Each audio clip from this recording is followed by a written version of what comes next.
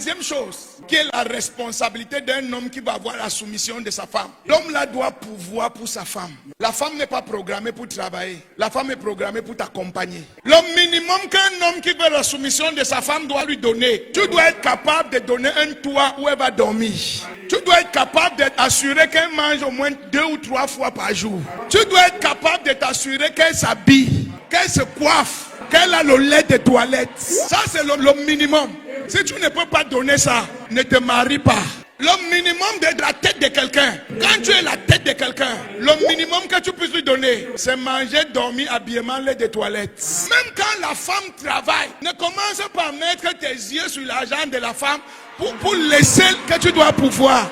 C'est ton rôle de pouvoir pour la femme. L'argent de la femme vient pour accompagner ta vision. Mais si elle ne donne pas, fais ton travail d'homme. Si tu as 100 000, ta femme a 60 000. Organise ta maison avec tes 100 000 sans mettre tes yeux sur les 60 000 de ta femme. Si elle est sage, elle va donner une partie pour t'accompagner. Si elle ne veut pas te donner, reste un homme. Fais ton travail. Tu as le droit de dire qu'elle ne veut pas que tu travailles, c'est ton droit. Si tu la laisses travailler, son argent n'entre pas pour remplacer ton travail.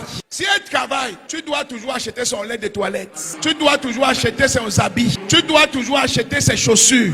Tu dois toujours donner l'argent de popote. C'est ton devoir, c'est toi la tête. Bibliquement, l'argent de l'homme, c'est pour la famille. L'argent de la femme, c'est pour la femme et ses enfants.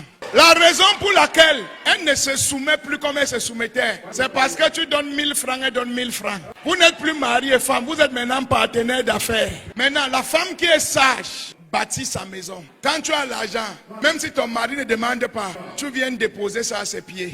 Maintenant, femme, écoute-moi. Si ton mari peut t'acheter le lait de toilette de 2000, ne pas chercher le lait de 20 000. Si au niveau de ton mari c'est 2000, utilise d'abord les 2000 qu'il te donne. Quand il aura 20 000, tu vas mettre le lait de 20 000. Mais les 2000 là, tu dois donner.